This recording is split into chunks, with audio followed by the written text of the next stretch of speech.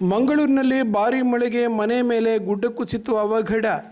ಮನೆಯಡಿ ಸಿಲುಕಿದ ಒಂದೇ ಕುಟುಂಬದ 5 ಜನ. ಮನೆಯಲ್ಲಿದ್ದ 5ರ ಪೈಕಿ ಓರ್ವ ಮಹಿಳೆಯ ಸಾವು. ಕಾಂತಪ್ಪ ಪೂಜಾರಿ ಎಂಬವರ ಮನೆ ಮೇಲೆ ಕುಸಿದು ಬಿದ್ದು ಗುಡ್ಡ. ಕಾಂತಪ್ಪ ಪೂಜಾರಿ ಪತ್ನಿ ಪ್ರೇಮ ಪೂಜಾರಿ ಕೊನೆಯುಸಿರು. ಮನೆಯಡಿ ಸಿಲುಕಿರುವ ಮಹಿಳೆ ಹಾಗೂ 2 ಮಕ್ಕಳು. ಮೂವರಿಗಾಗಿ ತೀವ್ರಗೊಂಡ ರಕ್ಷಣಾ ಕಾರ್ಯ. ಸ್ಥಳದಲ್ಲಿ ರಕ್ಷಣಾ ಕಾರ್ಯಾಚರಣೆ ನಡೆಸುತ್ತಿರುವ NDRF ಮತ್ತು SDRF.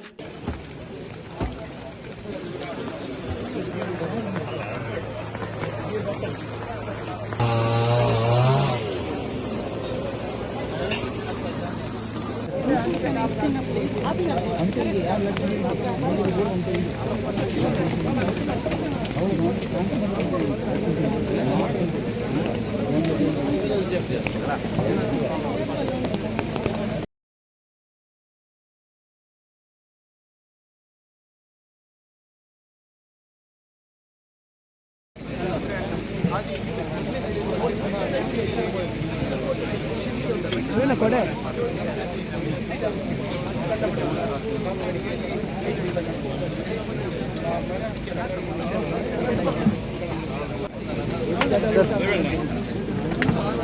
ಅಲ್ಲಿ